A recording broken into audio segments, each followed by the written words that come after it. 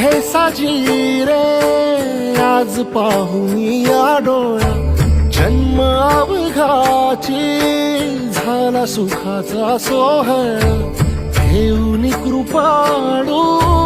करकटेवारी, चैतन्य सावळे